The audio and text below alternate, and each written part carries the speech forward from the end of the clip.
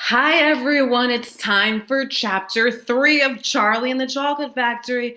Now, I decided to go for this black and white setting for this chapter because it is something that we call like a flashback. And the story that's being told here is something that Grandpa Joe is going to tell us about, something that happened a long time ago. So, even though things weren't black and white in the olden days, it kind of reminds us of things that are older. So that's why I did this. So let's get into it. It's called Mr. Wonka and the Indian Prince.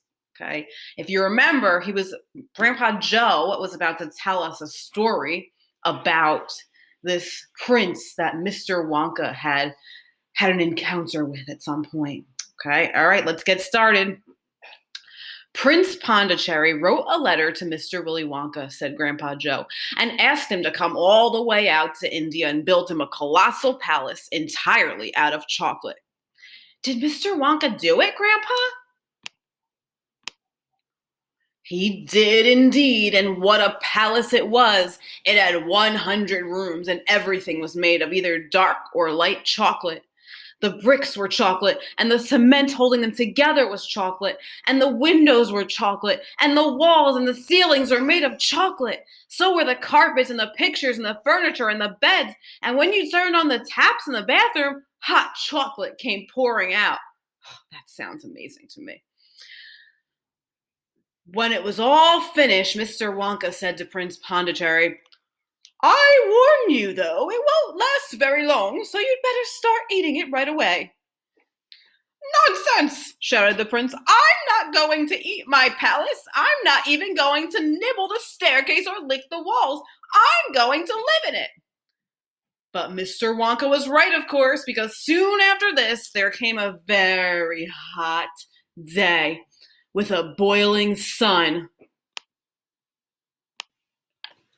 Oh, it's getting hot in here. There's the sun. Oh, okay. So, as I was saying, then there came a very hot day with a boiling sun. Ooh, okay. And the whole place began to melt, and then it sank slowly to the ground.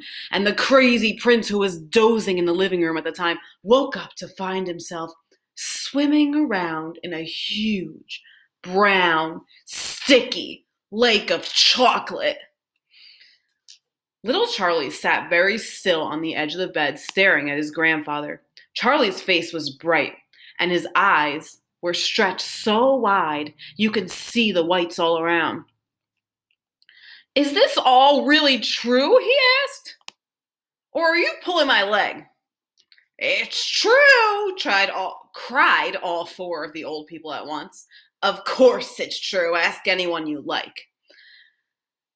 And I'll tell you something else that's true, said Grandpa Joe, and now he leaned closer to Charlie and lowered his voice to a soft, secret whisper. Nobody ever comes out.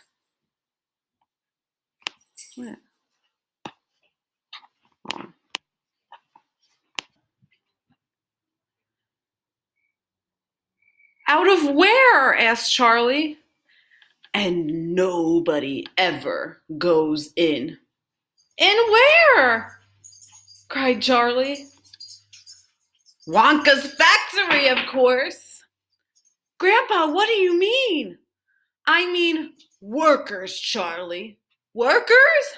All factories, said Grandpa Joe, have workers streaming in and out of the gates in the mornings and evenings, except Wonka's. Have you ever seen a single person going into that place or coming out?